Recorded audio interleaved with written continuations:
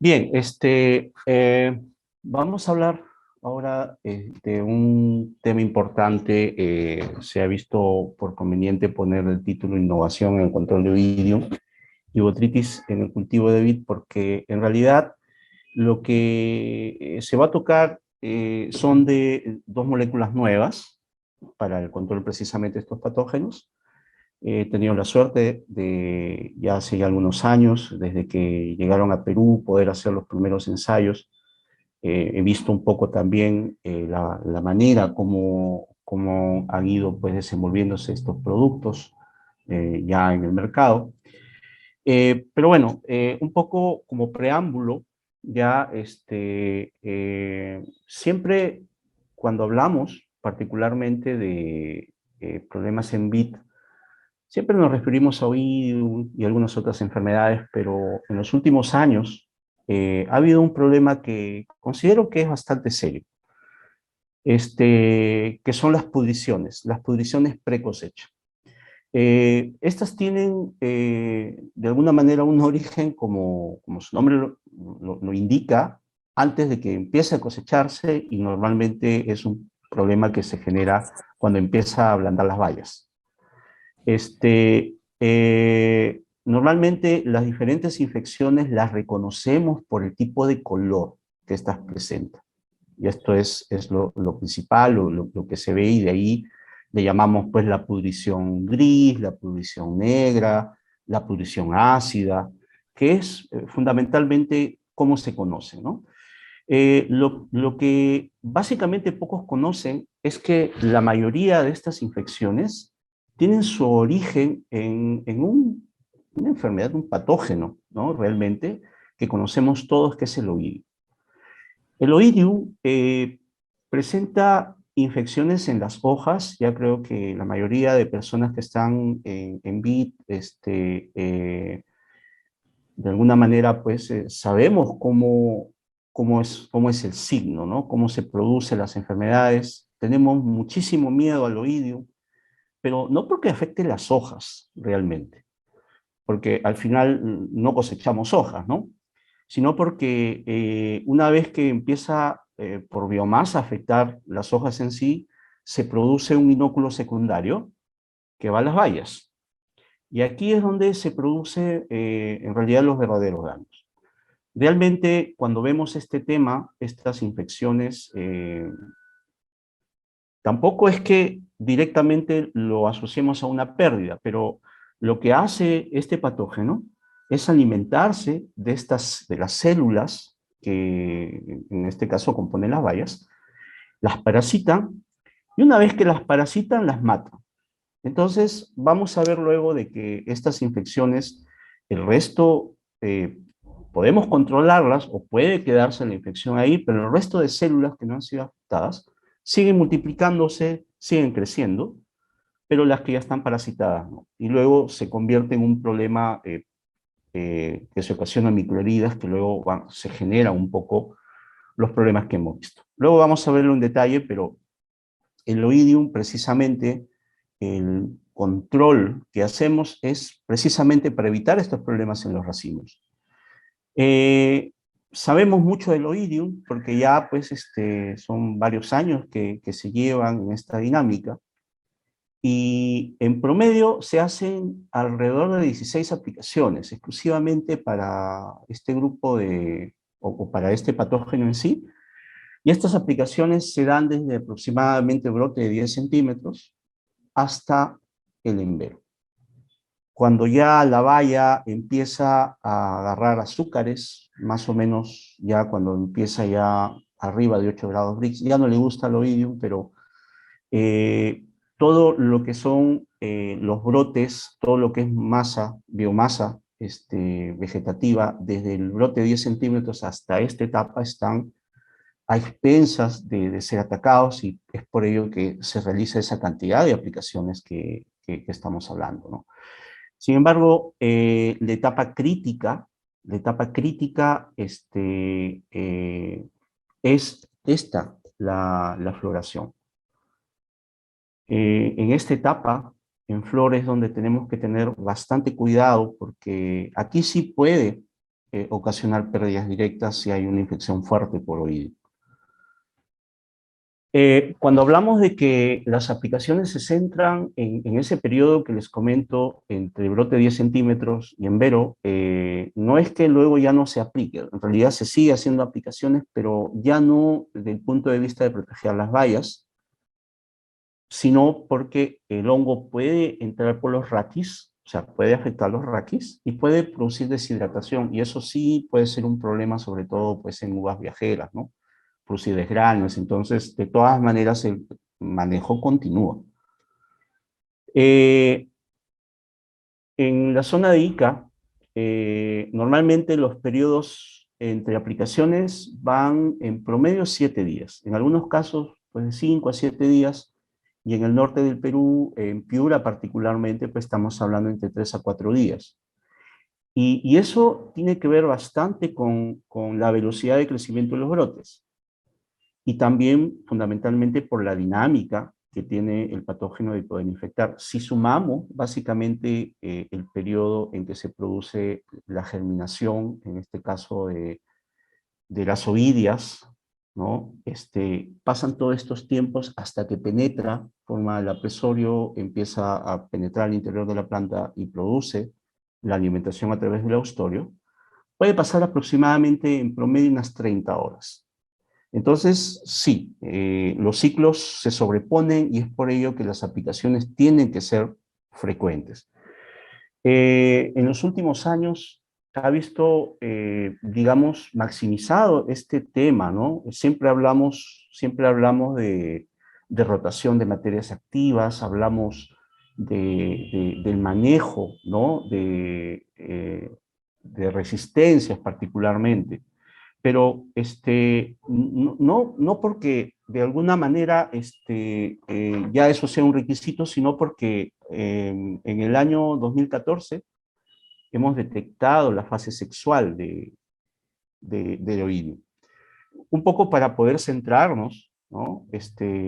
Oidium, ya como nosotros lo conocemos, es un nombre coloquial, es refiriéndose particularmente a la fase asexual. La fase asexual es Oidium tuckeri y tiene su fase sexual en Erysiphus necator.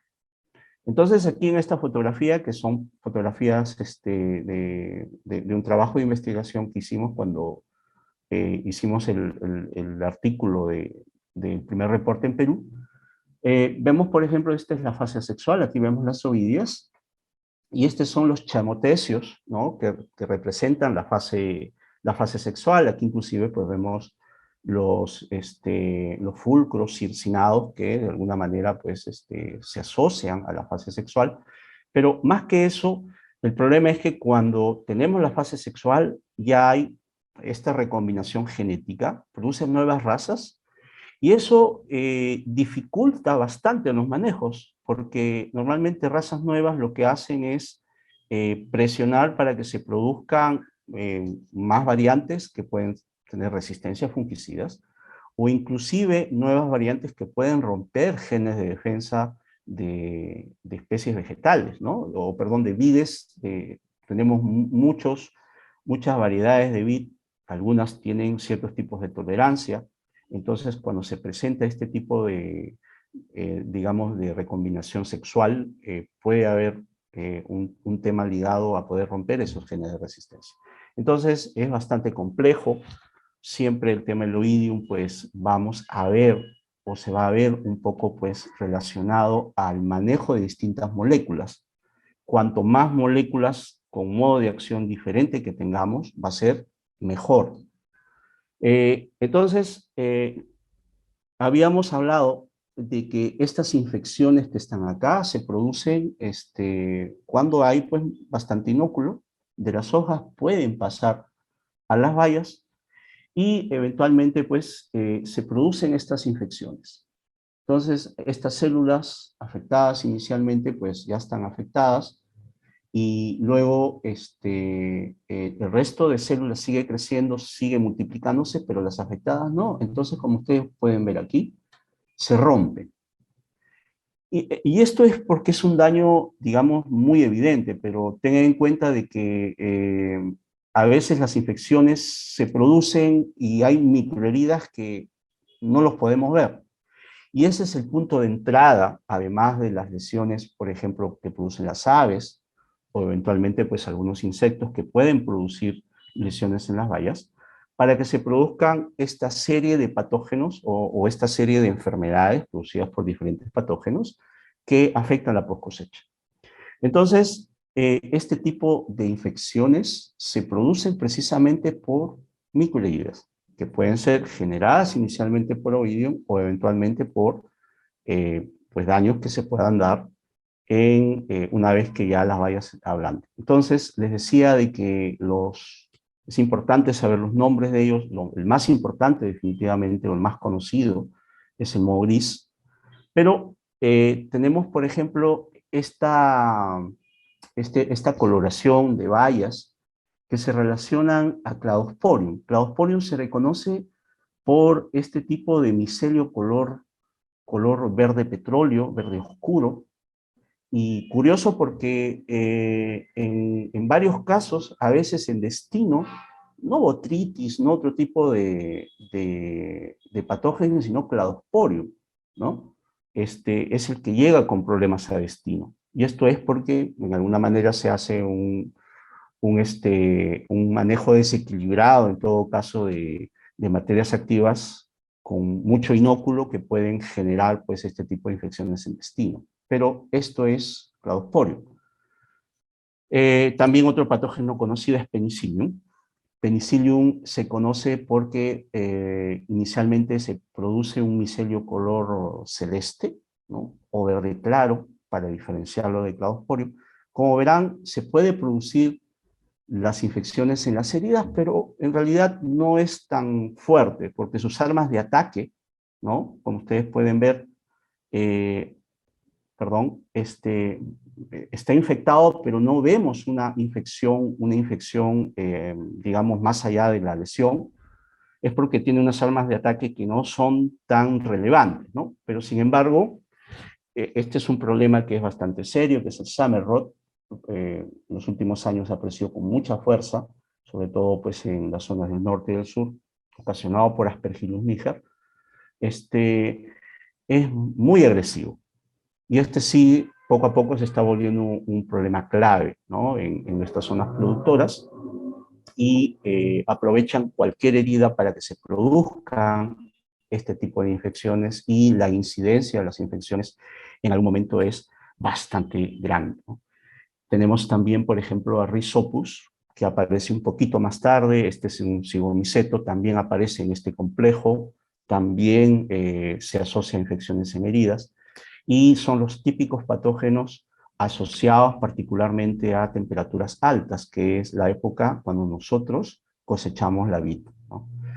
Y sí, este es un problema pues, que es bastante serio. Aquí se asocia también la pudrición ácida, ya que es un tema más bacteriano. Se produce el típico olor a vinagre, donde se ve la mosquita del vinagre, inclusive, ¿no? Que se asocia a este grupo de patógenos que al final a todos ellos se les llama pudrición ácida, pero como hemos visto, cada una tiene un patógeno que es diferente, ¿no? Y aquí particularmente yo quiero referirme a una de las enfermedades más importantes, que es la pudrición gris. La pudrición gris es ocasionada por Botrytis cinerea, es uno de los patógenos más conocidos a nivel mundial, tiene bastante relevancia en nuestro medio, sobre todo en uvas que aparecen en las primeras etapas de la temporada, particularmente en los valles del sur. En los valles del norte es un poquito, de alguna manera, es más limitado por las temperaturas. Luego vamos a ver de que Botrytis tiene un nicho, pero la sintomatología que vemos, por ejemplo, es este signo, moho que vemos, ¿no? De color gris. Y como vimos inicialmente cuando hablamos de Cladosporium, que vimos que a pesar de que había una esporulación, digamos, entre la lesión, pero no había pudrición, Botrytis es muy agresivo porque emite enzimas, y estas enzimas degradan o maceran tejidos y producen rápidamente una colonización de estos tejidos y digamos que la pudrición avanza bastante rápido. Y hoy por hoy, pues es uno de los problemas más importantes en varias zonas productoras de vid a nivel mundial. Entonces, las condiciones que le favorecen es bastante humedad relativa, pero sobre todo temperaturas que promedien entre 20 a 22 grados. En algunos valles, por ejemplo, sobre todo del sur, que son un poco más húmedos, se puede ver inclusive los primeros signos en la hoja. Y vemos pues estas hojas, estos anillos concéntricos. Entonces, eso ya es nos indica la presencia, en este caso, de botrytis, ¿no? Entonces, ya les decía que tiene un rango de hospedantes bastante amplio, porque Botrytis cinerea, si bien es cierto, estamos hablando de uva, pero el mismo patógeno te afecta a arándanos, fresa, y tienes un nicho pues bastante importante cuando las condiciones, sobre todo de climas húmedos y temperaturas de medias a bajas, es cuando comienza en sí el problema, ¿no? Bien, condiciones para la infección, ya hemos hablado de las heridas, ¿no? Las heridas por Ovidium, principalmente por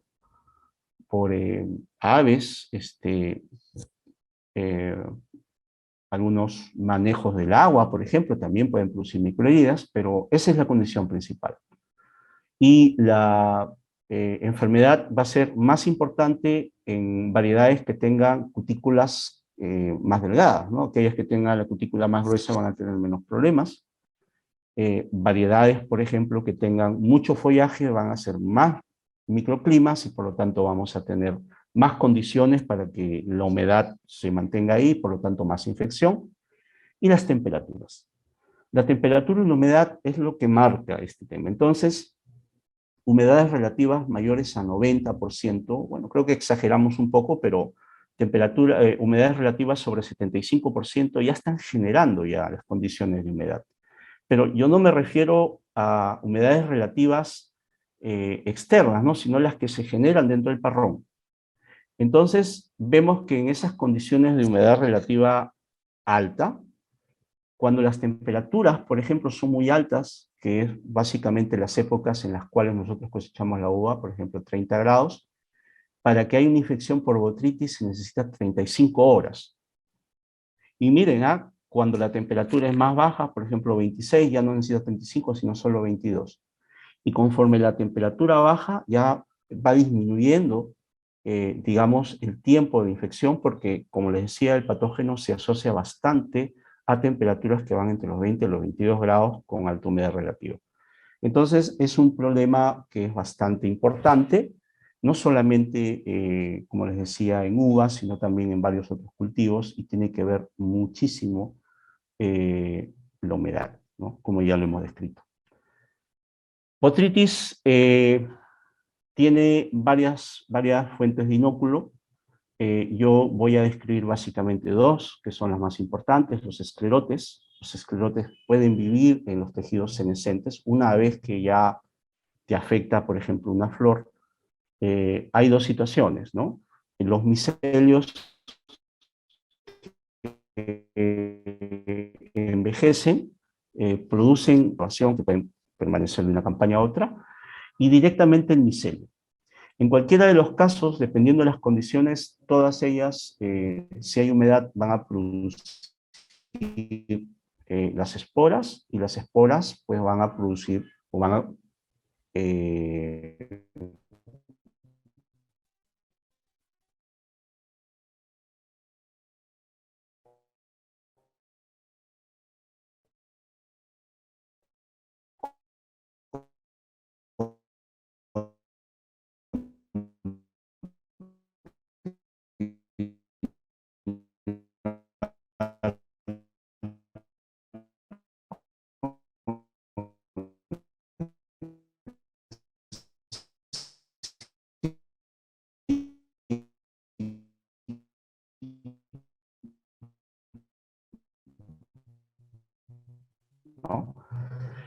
acá en Perú, eh,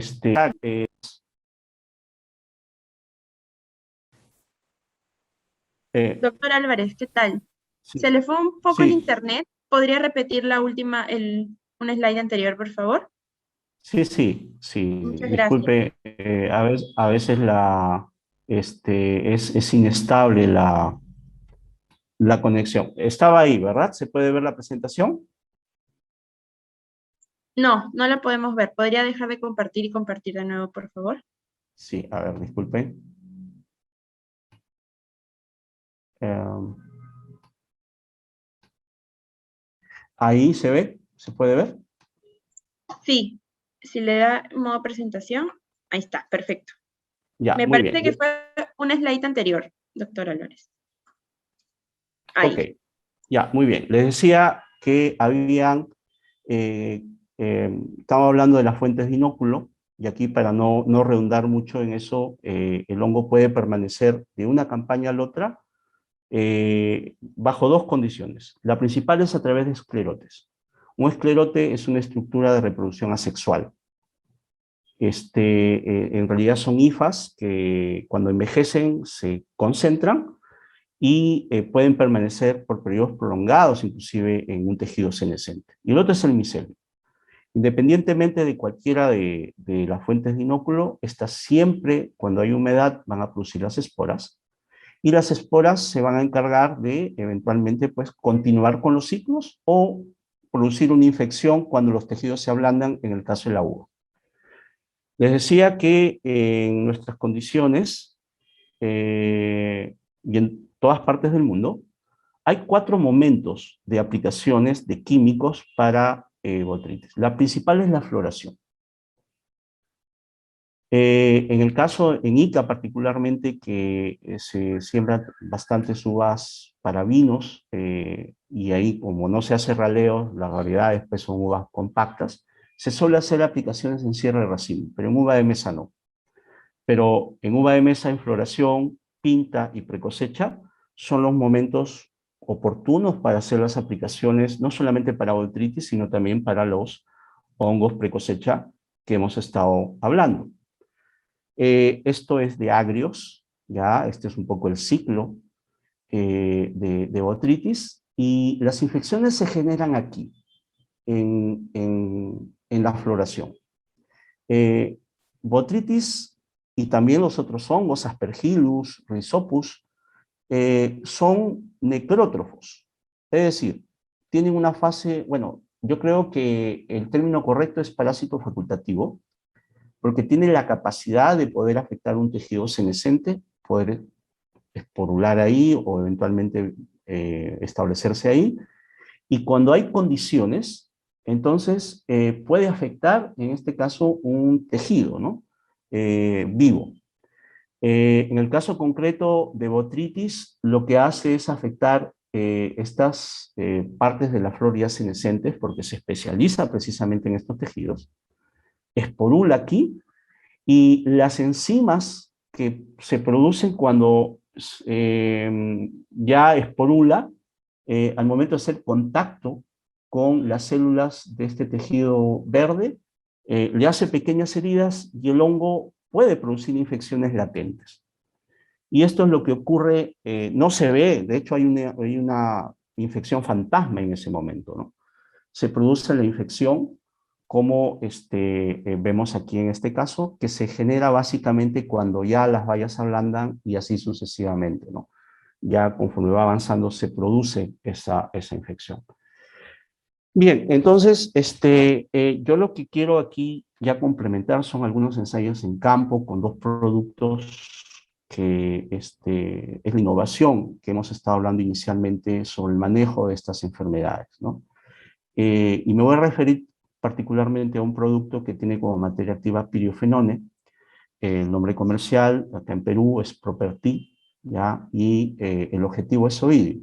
Ya el doctor Feregrino, que va a ser la persona que va a hablar después que yo, va a hablar un poco sobre las particularidades del producto, pero eh, lo que quiero comentarles es que es un producto que tiene un modo de acción diferente.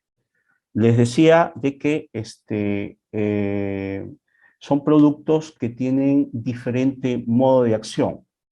Para evitar resistencias, se tiene que hacer un manejo, en este caso racional, no de materias activas, sino de productos que sean de diferente grupo químico. Entonces, este representa pues un grupo diferente y es por ello que es apropiado básicamente su integración dentro de programas precisamente para evitar problemas de resistencia.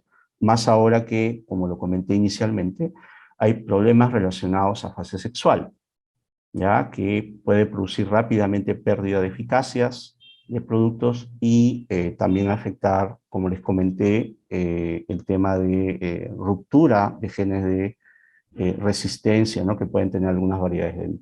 Miren, este es un ensayo, este es un resumen. Lo hicimos hace ya varios años. Como les decía, tuve la oportunidad de poder probarlos desde que llegaron a Perú. Y lo que quiero comentarles es que empezamos a hacer un screening de un tamizado de varias dosis y lo que vimos particularmente es que a partir de la dosis de 0,30 litros, es decir, 300 mililitros por hectárea, ya teníamos un control bastante apropiado. Esto fue en una zona, ¿no? Esto es en Villa Curí. En Pisco, ¿no? Hicimos otro ensayo, ya precisamente con el objetivo de Oidium, ¿ya? Y vimos básicamente pues la misma tendencia, ¿no?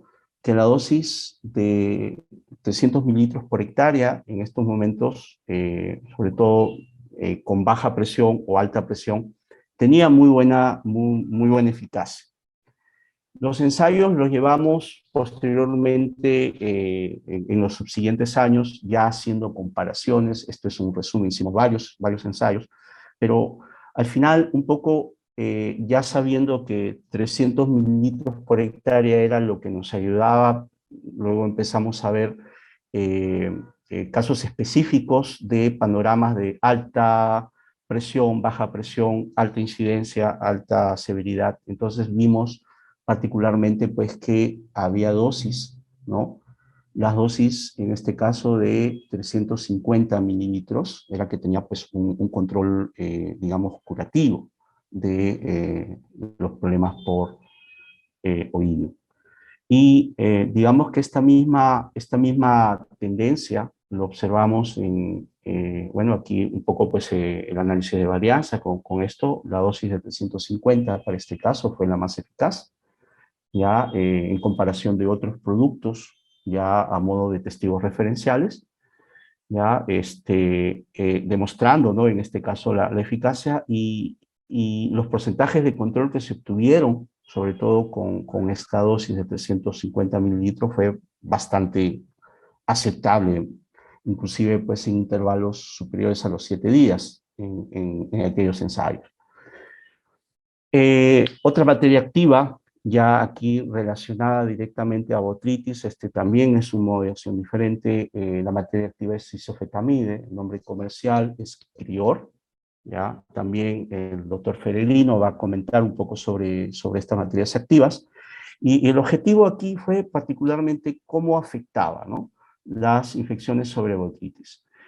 Inicialmente hicimos también un tamizado de dosis y encontramos particularmente que las dosis de 1,25 a 1,50 litros por hectárea eran las dosis que tenían un muy buen control para botritis. De hecho, la dosis de 1,25 litros por hectárea tenía muy buena acción para botritis, pero además la dosis de 1,50 aparte de botritis, también de alguna manera controlaba infecciones por Aspergillus y eventualmente pues Rhizopus, como hemos hablado, que se asocian también a las pudriciones.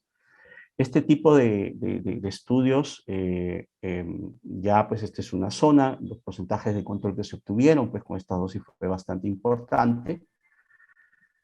Se repitió en otra zona agroecológica. También tuvimos porcentajes de control bastante importantes, ¿no? Sobre todo con dosis de 1,25 a 1,50 litros por hectárea. Y ya haciendo básicamente ya un tamizado de dosis un poco más altas para no solamente ver botrytis, sino cómo afectaba a los otros hongos, vimos eficacias también bastante importantes, sobre todo con la dosis de 1.5 litros, ¿no? Y es por ello que esta es una dosis que se ha dejado de alguna manera, se ha registrado para este complejo. Entonces, vuelvo a repetir, es un producto que tiene un modo de acción diferente y que puede entrar pues, de manera de rotación en las diferentes plataformas que se quieran realizar. Se han continuado haciendo los trabajos con resultados muy similares, con litro y medio, ¿ya? Pero básicamente yo creo que el objetivo principal de dosis para este grupo de patógenos es este, ¿no? El problema que comenzamos, y ya con esto termino, es cómo poder evaluar una infección en flores, ¿ya? En frutos, en precosecha es más sencillo porque vemos el moho, pero en flor es difícil. De hecho, le llaman muchas veces la infección fantasma, porque el hongo, como no esporula o no tiene las condiciones para esporular en ese momento, forma infecciones latentes en las bayas, en las bayitas en formación, pero la metodología básicamente de aplicar y sacar racimos y llevarlos, ¿no?, a condiciones controladas de humedad relativa y temperatura, se puede de alguna manera, pues, puede ayudarnos bastante, ¿no? Con ver un poco qué tanto es que los fungicidas pueden ser eficaces para este tipo de patógenos, ¿no? Entonces, esto es lo que quería contarles ya con respecto a mi experiencia con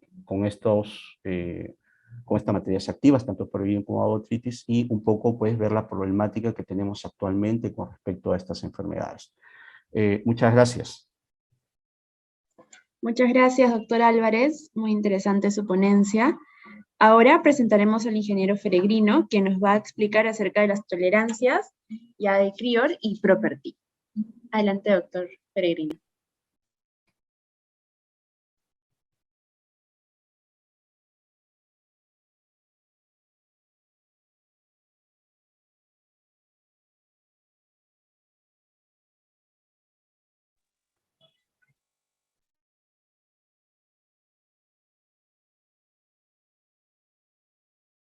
Sí podemos ver la pantalla. Perfecto, gracias. Decía que muy buenas tardes a todos, les agradezco su presencia. Vamos a enfocar esta plática a lo que son las tolerancias de Crior y Property y un poco de las recomendaciones generales de estos productos. Comenzaremos para hablar de las tolerancias. Es muy importante conocer cuáles son las recomendaciones que tenemos en etiqueta. Y ya muy bien el doctor Álvarez resumió los resultados, donde vemos que la dosis más contundente para la pudrición gris es 1,5 litros por hectárea. Eso es importante tenerlo en cuenta, sabiendo que es un producto que tiene 400 gramos de ingrediente activo por litro. Quiere decir que una aplicación estaremos aplicando 600 gramos de ingrediente activo. Esto por cuando hablamos de residuos es un dato importante a tener en mente. Los límites máximos de residuos para los principales mercados de exportación de uva está alrededor de 3 partes por millón. Estados Unidos, Canadá, la Unión Europea un poco más, 4 partes por millón, Codex 3, Corea 3, y la novedad es China. No lo teníamos, es nueva la tolerancia china con 3 partes por millón. Y debido a que es nueva, aquí les quiero presentar la publicación del gobierno chino, donde dice que se implementará a partir de septiembre del 2021. Estos kanjis dicen implementación, la fecha de implementación. Y entre estas nuevas tolerancias para isofetamid en China, tenemos el cultivo de uva, entre otros, kiwi, fresas. Pero bueno, en este caso nos interesa que tenemos 3 partes por millón en China para uvas. Eh, Sabemos que en los mercados que ustedes trabajan, en ocasiones es importante no solo tener residuos, sino saber en qué momento se pueden realizar aplicaciones sin que haya residuos. Eso para los casos cuando tienen limitados el número de activos por fruto. Entonces, se han hecho varios estudios a nivel global donde vemos que si se hacen 2 aplicaciones con un intervalo aproximadamente de 7 días, pero la segunda aplicación, que es la más trascendente en cuanto a residuos, se realiza en el estadio de caída de Caliptra, o de ahí hacia atrás, los residuos estarán por debajo del límite de detección.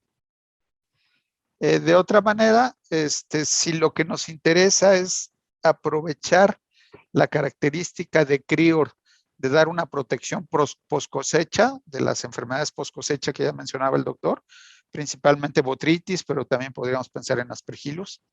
La aplicación se puede hacer prácticamente a la cosecha o unos días antes de la cosecha, y los límites de los residuos detectables estarán alrededor de 2.5 partes por millón, que si nos regresamos a las tolerancias, entra en todos los países que tienen tolerancias. Me regreso tantito más a la etiqueta. El periodo de carencia es de 14 días para estar dentro de los LMRs. Y es lo que aquí estamos poniendo como un estadio de desarrollo previo a la madurez. Se ha trabajado en Perú para ver la curva de declinación de residuos en uva. Estos trabajos los hizo el doctor Javier Vázquez. Lo hizo un estudio de mucho detalle. Los datos básicos es que fueron 2 aplicaciones con volúmenes, aquí me falta un 0, de 1000 y de 1200 litros por hectárea, siendo la primera aplicación en prefloración y la segunda en caída de Caliptra. Lo que se vio es que inmediatamente después de la segunda aplicación, los residuos eran 15 partes por millón, pero cayeron rápidamente. Ustedes pueden ver la forma de la curva que está muy vertical, cayeron rápidamente. Un mes después ya estábamos en 0.09 partes por millón. Hay que recordar que la tolerancia son 3 partes por millón. A los 45 días estábamos muy cercanos al límite de detección, y después de los 45 días estábamos por debajo del límite de detección. Esto corrobora la información que les dábamos, que haciendo la segunda aplicación en caída de Caliptra, al momento de la cosecha, que fue 90 días después de esta aplicación, los residuos estaban por debajo del límite de detección, incluso a 60 días y prácticamente a 50 días. Otra pregunta que puede surgir siempre es, bueno, si yo tengo ciertos residuos en la uva al momento de la cosecha, al vino, ¿cuánto se va a transferir? Y la información que tenemos, en base a varios estudios que se realizaron principalmente en Francia, podemos ver que lo que se transfiere de la uva al vino es aproximadamente el 30% del residuo. Pasando rápidamente al cultivo de arándano, que también es importante, tenemos también residuos en los Estados Unidos, Canadá, un país que importa México, Japón, Corea, en Codex, apenas publicados. La Unión Europea tiene el límite de residuos por default, y China sigue pendiente. En sí, para el cultivo de arándano no salió en la primera tanda. En cuanto a arándano, declinación de residuos, primero les presento un estudio realizado en los Estados Unidos, donde se hicieron 3 aplicaciones de 635 gramos. Les decía yo que la dosis máxima son 600. Aquí por las unidades inglesas fueron 635. Sin embargo, vemos que a los 4 días el residuo en arándano estaba en 8 partes por millón y cayó por debajo del límite de tolerancia. Ya para los 8 días estaba en, digamos, 4 partes por millón, abajo de las 5 que se tiene para los Estados Unidos. 4.22 a los 11 días, y a los 15 días ya estábamos en 1.5 partes por millón. Un estudio realizado en Chile, con una aplicación a 320 gramos. Aquí la aplicación fue un poco más baja. Recuerden que la dosis para arándano es de 1 litro, de 800 mililitros a 1 litro. Estos serían 800 mililitros de producto formulado y vemos con una aplicación con las aplicaciones realizadas en plena flor y en fruto verde, pero a esta dosis de 320 gramos, que son 800 de producto formulado, como tuvimos inicialmente un residuo muy por debajo de los límites de tolerancia, a los 21 días apenas en 0.22 y a los 45 días ya estábamos por debajo del límite de detección. También hicimos un estudio, otra vez con el doctor Javier Vázquez, en Perú, donde se realizaron básicamente el testigo y 4 tratamientos. El primer tratamiento fue una aplicación en plena floración. El segundo tratamiento fue en caída de corola.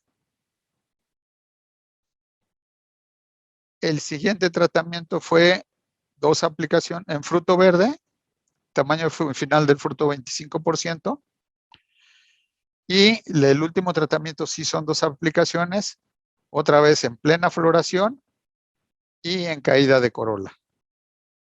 El intervalo que pasó, se hicieron 2 cosechas entre la aplicación, la última aplicación, cuando son 2 aplicaciones o la aplicación única en el caso que fue una, como es este tratamiento, una aplicación. La cosecha fueron 83 días después de la última aplicación y la segunda cosecha 28 días después, 112 días después de la última aplicación. Y lo que vemos es que en la primera cosecha y en la segunda cosecha, realizando la aplicación en caída de corola, los residuos están por debajo del límite de tolerancia. En el caso de cuando se hizo la aplicación en caída de corola, en la primera cosecha tuvimos residuos muy bajos, 0.023, muy por debajo de los límites de tolerancia. En la siguiente repetición, 0.018, y en la segunda cosecha por debajo del límite de tolerancias.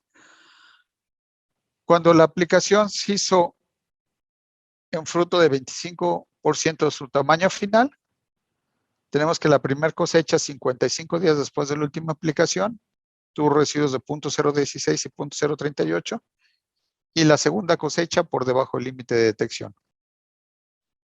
Con 2 aplicaciones, la segunda de ellas en caída de corola, cuando la cosecha se hizo 104 días después de la última aplicación, vemos que en la primera cosecha tuvimos una repetición por debajo del límite de detección, otra muy cercana, pero por arriba del límite de detección, y en la segunda cosecha por debajo de los límites de detección.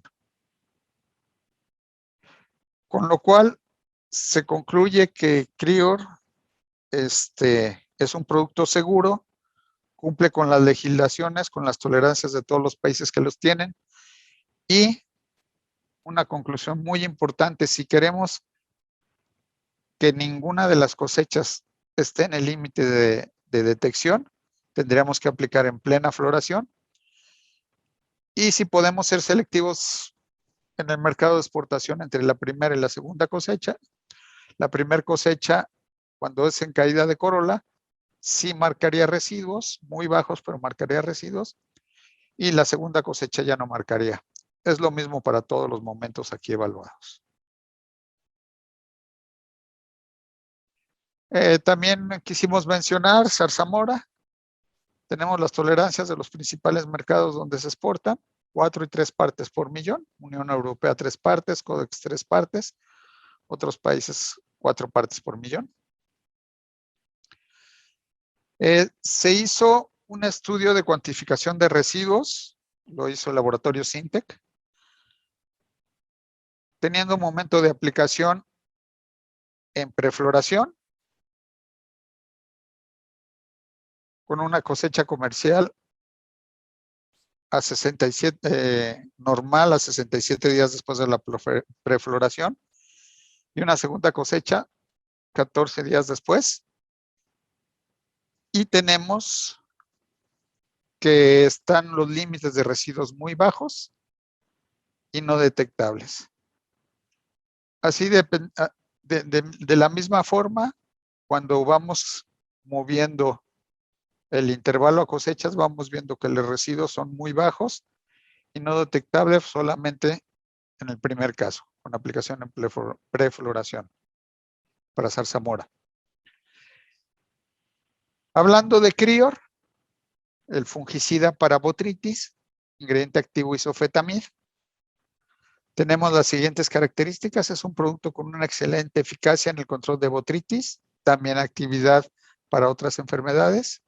Tiene actividad preventiva, curativa y residual. Se absorbe y se trasloca rápidamente. No presenta lavado por lluvia después de 30 minutos de que haya secado la aspersión. Estabilidad en el caldo de aspersión y tiene bajo riesgo de resistencia cruzada.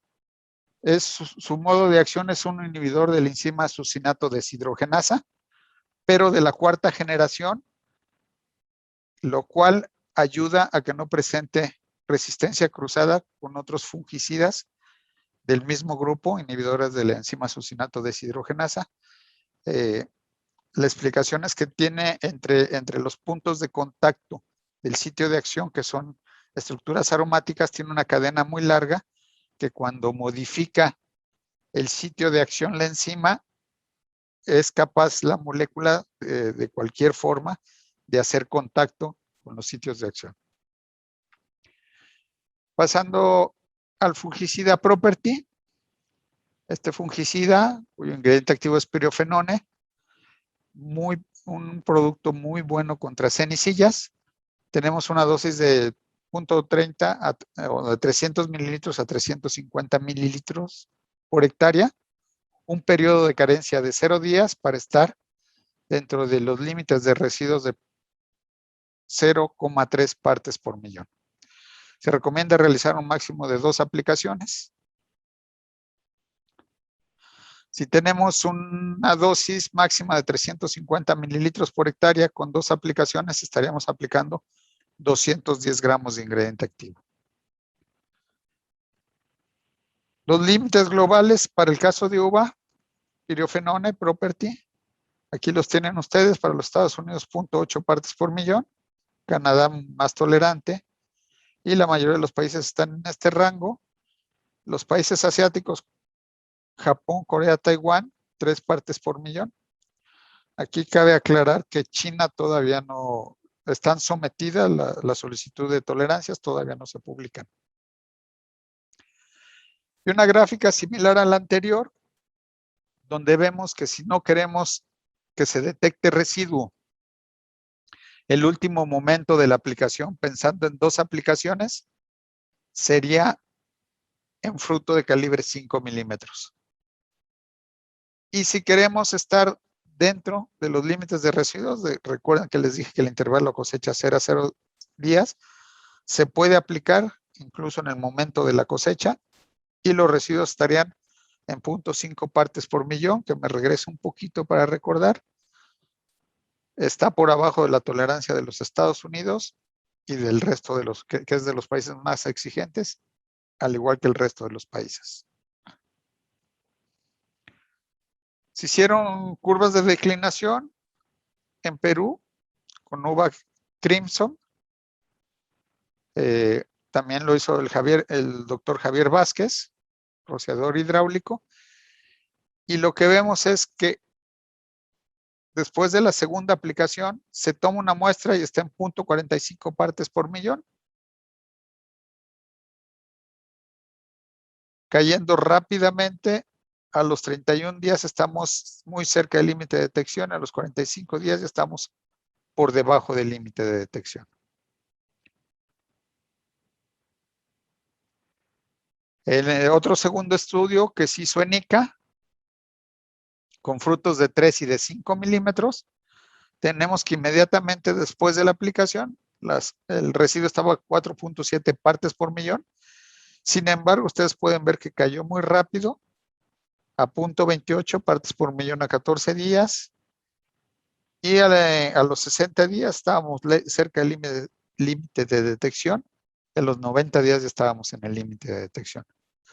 Aquí vale la pena mencionar que el testigo sin aplicación, el laboratorio nunca reporta 0, sino reporta por debajo del límite de detección, 0.01 partes por millón. A pesar de que no recibió, tenemos la certeza de que no tenía el producto pirofenone, el laboratorio sí reporta. Entonces, cuando tenemos aquí, digamos que estamos igual que el testigo. Recientemente se hicieron unos estudios de residuos para uva en Chile, donde se hicieron 3 momentos de aplicación con 2 dosis. La dosis de 90 gramos sería equivalente a 300 mililitros de producto formulado y la de 180 a 600, el doble de la dosis, que serían 600 mililitros de producto formulado. Esto sabemos que no se da, que no es la recomendación, sin embargo, como información de seguridad, se evalúa qué pasa con un doble dosis. Pero una dosis normal de 90, lo que tenemos es que con la aplicación en floración no son detectables los residuos en el momento de la cosecha y pasaron 98 días entre la aplicación en floración y la cosecha. Cuando la aplicación se hizo en establecimiento de fruto, otra vez con 90 gramos de ingrediente activo, 300 de producto formulado, pasaron 84 días, tampoco fueron detectables. Cuando la aplicación se hizo en envero o cambio de color, una vez más 300 mililitros, a los 28 días tampoco fue detectable. Cuando nos vamos al doble de dosis, no fue detectable la aplicación en floración. En establecimiento de fruto se detectó que estaba presente, pero por debajo, en el límite. Y en envero sí se detectó, pero muy por debajo de los estudios de residuos. También en Chile se hizo un muestreo de aplicaciones comerciales, son 17 aplicaciones comerciales. De las 17 aplicaciones comerciales, aquí está la etapa fenológica en la que se aplicó y los días desde la última aplicación a cosecha. Y lo que vemos es que, bueno, el intervalo más corto fue de 72 días, siguiendo 95 y 91 días. Fue no detectable en 16 de las 17 muestras. En una, que fue la aplicación en floración 95 días antes de la cosecha, se detectó sin poderse cuantificar. Nomás para mencionarles los límites para berries en los diferentes países. Bueno, tenemos en los Estados Unidos los diferentes berries, en Canadá, en la Unión Europea, en Codex y en Japón. Todos están, como el más bajo está en 0.5 partes por millón. Veamos que los residuos en los estudios que tenemos, me regreso tantito, están siempre no detectable o inmediatamente después en 0.28 partes por millón, muy por debajo. Y resumiendo lo que es el fungicida Property, sus características es que es una herramienta muy poderosa para el control del oidio. Ya lo vimos en las gráficas del doctor Álvarez. Él también mencionó que para la rotación de modos de acción es muy importante. Esta molécula pertenece al grupo 50, que son inhibidores de lactina. Solamente hay 2 moléculas en el mercado que son inhibidores de lactina, por lo cual son una herramienta muy valiosa para meterlo en los programas de rotación. Lo que hace con esta acción, con este mecanismo de acción, es detener el crecimiento de las hifas. A diferencia de la otra molécula del mismo grupo, este producto se redistribuye en fase de vapor y eso ayuda a una mejor protección. Por eso cuando se ponen ensayos, con las 2 moléculas juntas del grupo 50, lo que vemos es que Property normalmente tiene una eficacia superior y esto es debido a que tiene esa redistribución en fase de vapor, incrementa su eficacia. Sabemos que hay que hacer siempre buenas aplicaciones con buena cobertura, pero en ocasiones una hoja sombrea la hoja vecina, no le llega la aspersión, ahí es donde este producto tiene mucho valor. O lo mismo un grano de la valla puede estar sombreando que no le caiga aspersión al otro grano, y esa redistribución ayuda a proteger los granos que no fueron tocados por la aplicación. Tiene un efecto antiesporulante, tiene una alta actividad residual, hablando normalmente de 7 a 14 días. Ya el doctor mencionaba que allá en Perú existen zonas donde no nos podemos ir hasta los 7 días. Son condiciones muy especiales. Es resistente al lavado por lluvias. Con que haya secado la aspersión media hora después de la aplicación, podemos tener la seguridad que el producto nos va a estar protegiendo. No se degrada a diferentes niveles de pH del agua ni dureza del agua, por lo que no requiere acidificantes ni ablandadores. Y tiene tolerancias, como ya lo mencionamos, para uva en los principales mercados de exportación. Hasta aquí mi presentación. Les agradezco mucho. Perfecto, muchas gracias, doctor Feregrino. Ahora vamos a pasar a la sección de preguntas, para lo cual invito al ingeniero Alex Pampa. Adelante, ingeniero. Hola, Meilín, muchas gracias. Gracias a todos los participantes. Primeramente, agradecer al doctor Álvarez por su brillante presentación. De igual manera, para el doctor José Luis Peregrino, que nos acompaña por la parte del soporte técnico de Ishihara. Bueno, a nombre de Tales, estamos muy agradecidos. Y bueno, la verdad que ha sido tan expectante la presentación de ambos ponentes que hay una batería de preguntas. Trataremos de resumir algunas preguntas y el resto estaremos respondiendo a través vía mail. Bien, acá tengo una primera pregunta, si esto creo que va más para el tema del doctor Álvarez. Preguntan si hay reportes sobre el desarrollo de resistencia a fungicidas por acción de variantes por reproducción sexual de hongos. ¿Alguna localidad, alguna referencia, doctor Álvarez?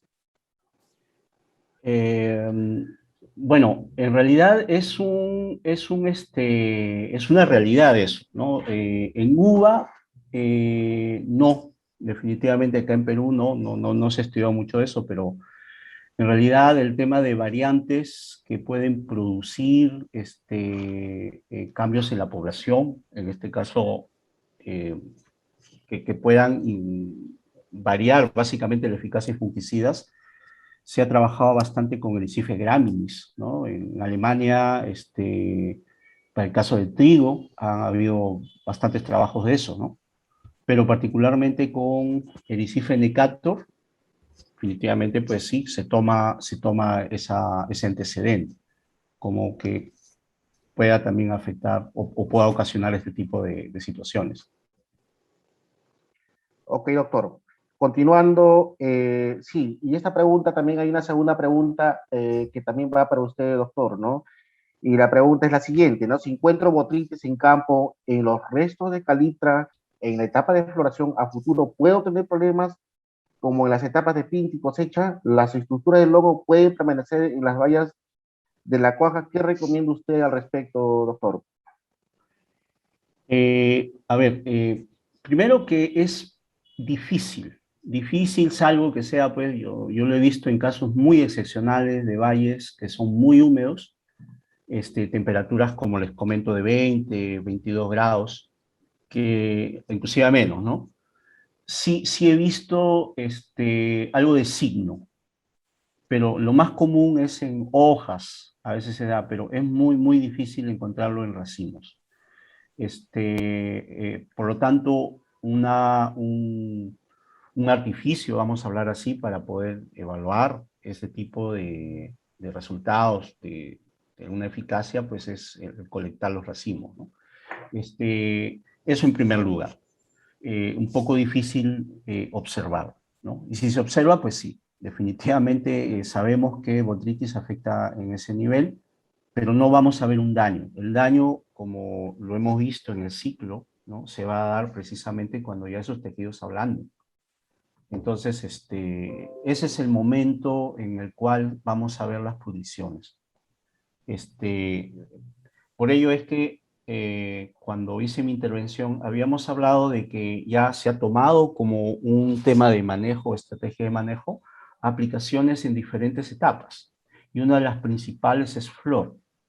Entonces, de hecho, en zonas en donde hay muchísima presión por botrytis, se hacen aplicaciones desde preflor, 30% de floración, con productos de diferente modo de acción, ¿no? No es tanto nuestro caso, pero sí, precisamente la etapa, de mi punto de vista, principal para el manejo de infecciones por botrytis es ese, ¿no? Flor. Y luego, pues, hay otros momentos. Como le decía, en uvas, solamente lo he visto en ICA, en empresas que tienen uvas para vino, que los racimos son bastante compactos, no hacen los raleos. Es bastante común hacer la aplicación en cierre de racimo, porque si no lo hacen ahí, se forman los nidos que ellos les llaman, ¿no? Las infecciones internas y ya aplicaciones posteriores ya no tienen ninguna relevancia, porque ya las infecciones están adentro. Y luego, pues ya cuando empieza a ablandar las bayas, en pinta, ahí es donde comienza el problema y precosecha, ¿no? Esos son los momentos. Gracias, doctor. Gracias, muchas gracias, ¿no? Luego acá tenemos una tercera pregunta. Justamente ustedes hablaban, tanto José Luis y el doctor Álvarez, que dos productos de innovación, como es el caso de Property y Crior, ¿no? Por el mecanismo de acción y por el grupo que tenían. De repente, José Luis, si nos puedes explicar de una manera muy resumida en el tema, me comentan sobre el mecanismo de acción o el mecanismo específico de Property y Crior, ¿no? ¿Por qué le permitiría hacer una rotación con otros plaguicidas o otros productos que están en el mercado? Sí, muy bien. Bueno, mira, Property, ya lo mencionábamos, pertenece al grupo FRAC del Comité de Acción de Resistencia a Fungicidas 50. Ese grupo es un inhibidor de la actina. Es un mecanismo, perdón, de acción muy diferente a la mayoría de los fungicidas. Solo hay 2 fungicidas en este grupo, con el único que no se podría rotar Property es con la metrafenona. Con cualquier otro fungicida es recomendable rotar para evitar resistencia. Esta inhibición de la actina, bueno, es una plática aparte, pero así muy resumido, la actina es una estructura que le da consistencia a las hifas para penetrar la hoja. Entonces, lo que hace Property es afectar esa formación de actina. La hifa pretende, cuando pretende penetrar la hoja, no tiene consistencia, se rompe y se vacía la célula del hongo. Entonces es un mecanismo de acción muy diferente a cualquier otro, por eso están solos en su grupo. Y pasando a lo que es Crior, isofetamida, pertenece a los inhibidores de la enzima succinato deshidrogenasa. En este grupo sí, en este mecanismo de acción sí tenemos varias moléculas. Sin embargo, con el tiempo han ido evolucionando este grupo y lo que tenemos es que ahí la molécula de Crior, isofetamid, se mejoró viendo la forma como se generaba resistencia por parte de botrytis. Los casos de botrytis reportados en el mundo, de resistencia de la botrytis reportados en el mundo sí son muy altos. Y lo que se hizo al diseñar esta molécula es que se fijaron que en la molécula existe una cadena de estructuras de carbono larga que al final está fijando 2 moléculas aromáticas, o sea, cíclicas. Esas 2 moléculas, al ser larga la cadena, lo que hace es que cuando se fija a un sitio de acción, la primera estructura aromática, y cuando se generó resistencia para las otras moléculas del mismo grupo de los SDHIs, hubo una modificación en ese sitio de acción. Entonces la segunda molécula que tendría que embonar ya no puede embonar porque este sitio ya, digamos, tiene un callito, está más lejos y esta ya no puede hacer contacto. Digamos que la llave en la cerradura ya no entró, ya no pudo abrir. Y lo que hace Crior es que entre la estructura aromática 1 y la 2, la cadena de carbonos es muy larga y aunque la molécula haya tenido modificación, esto puede girar y hacer el contacto, haciendo de esta forma que aunque el microorganismo haya modificado el sitio de acción, sí puede haber contacto, digamos que la cerradura sí puede abrir. Entonces, hay varias moléculas, son como 22 en el grupo SDHI, nada más algunas de ellas son específicas para botrytis, pero además nada más 2, igual que en el otro caso, son de cadena larga de la 4ª generación. Gracias, José, muy amable. Gracias por la respuesta.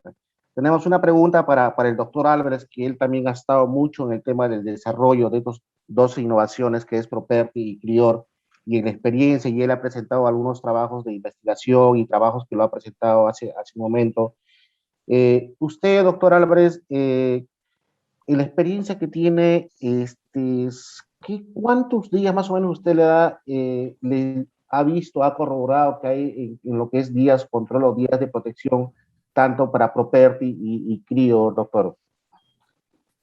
Bien, es un poco, se refleja en este caso las tablas que presenté inicialmente. En realidad, se hicieron varios trabajos, he tratado de resumir aquellos que a mi criterio eran los más importantes, pero hemos hecho trabajos con varios días, ¿no? Con diferente presión, al menos en el sur, que es donde de alguna manera estoy más presente. Y hemos visto que los controles o el control en sí pues es bastante importante después de 7 días, ¿no? Pero eso es en los intervalos de ICA. Inclusive en algunos casos hemos visto controles pues sobre los 10 días. Lo que pasa es que, bueno, esa es una información que me parece relevante, pero definitivamente en un panorama, digamos, de manejo, ¿no? No aplican de alguna manera este criterio porque sí o sí los productores hacen aplicaciones cada 7 días. Me parece bien, ¿no? En ese sentido. Pero digamos que el potencial del producto para poder tener eficacia, ¿no? Es sobre los 10 días. Al menos eso es lo que hemos visto. Eso para el caso de piriofenone. Para el caso de isofetamide, básicamente pues hemos hecho ensayos en floración, haciendo pues este tema de las cámaras húmedas, hemos visto pues Lo que pasa es que ahí es un poquito más complejo, porque la floración en el sur dura aproximadamente 10, máximo 12 días, pero acá en Piura, por ejemplo, o en Piura, te dura pues la floración 4 días, a veces 3. Entonces es bien variable ese tema. Es básicamente por la disponibilidad, ¿no? En este caso del material vegetal, pero con aplicaciones, digamos, de un 30% de flor, sí se ha visto un control, digamos, en toda esa etapa, ¿no? Y los trabajos que se realizaron ya en Pinta, sí tuvieron una eficacia, pues, en aplicaciones 20 días antes de cosecha. Entonces, eso fue bastante interesante y ahí es donde también les comentaba, ¿no? Que tenía también eficacia para este grupo de los patógenos que se asocian a la pudrición del verano, que se llama, ¿no? Aspergillus, donde está Rhizopus también, que como les decía inicialmente es un problema que cada año se incrementa. Esa es un poco la experiencia que he tenido con la aplicación de estos activos. Gracias, doctor. Perfecto. Alex, Doctor, Alex, ¿me das sí, claro, un sí, minuto claro. más? Miren, aquí está una molécula de lo que sería una SDHI tradicional, donde lo que tengo en esta forma es la estructura aromática que fija al sitio de acción. Esta es la otra estructura que fija al sitio de acción. Y los carbones en medio son muy poquitos, entonces no tiene mucha flexibilidad. Esta sería una molécula tradicional SDHI. Y lo que es nuestro producto, la cadena de carbonos entre esta estructura aromática y esta, que es la que fija, es muy larga, le da flexibilidad para acoplarse a la molécula, perdón, a la estructura enzimática, aunque haya modificado su sitio de acción. Gracias, Alex. Perfecto. Listo, José. Listo, Luis. Solamente me queda agradecer. Tenemos varias preguntas, pero yo imagino que nos puedan enviar, estaremos respondiendo a través de su email o correo electrónico. Entiendo que estamos en los tiempos. Simplemente, José, ¿alguna recomendación con respecto a los productos o un breve comentario como para ir cerrando, José Luis? Sí, yo creo que tomando mucho en consideración la importante plática que nos dio el doctor Álvarez, es crítico tener muy bien controlado el oídio para evitar microheridas. Entonces, hay que hacer un buen programa de rotación. Entre ese programa yo sí les recomiendo mucho incluir Property por su alta eficacia y por ser un modo de acción muy diferente. Y un producto muy eficaz, el Crior, para controlar la botritis, con las ventajas que ya mencionamos. Sería una pareja que les va a ayudar mucho a tener su fruta sana. Gracias. Gracias, José. Muy amable. Doctor Luis Álvarez, ¿alguna recomendación como para terminar o algún comentario al respecto? Bueno, ya el doctor Peregrino ya lo comentó todo. Yo básicamente, pues, un poco lo que he tenido la experiencia con los ensayos en campo, pero ya la información que se ha presentado, pues, es bastante relevante de mi punto de vista. Yo no tengo nada más que agregar, sino agradecer a todas las personas que se han conectado, que han tenido a bien dejar un poco su hora de descanso para poder escuchar esta charla. Yo súper agradecido de la plataforma, ¿no? Gracias a ustedes por haberme permitido llegar. Es básicamente eso. No, nada, doctor. Nuevamente agradecerle por la presentación. La verdad que ha tocado temas muy, muy relevantes e importantes, básicamente en temas de la agroindustria. Nada, muchas gracias. Igual, doctor Peregrino, muchas gracias desde siempre su soporte desde el lado de Ishihara, y agradecer y a todo el equipo de Talex, ¿no? Y agradecer especialmente a todos los espectadores que están conectados. Hemos tenido más de 100 personas conectadas. Y nada, muchísimas gracias de parte del grupo y el equipo de Talex Perú, y que siempre estamos trabajando en productos de innovación para el desarrollo de la agricultura.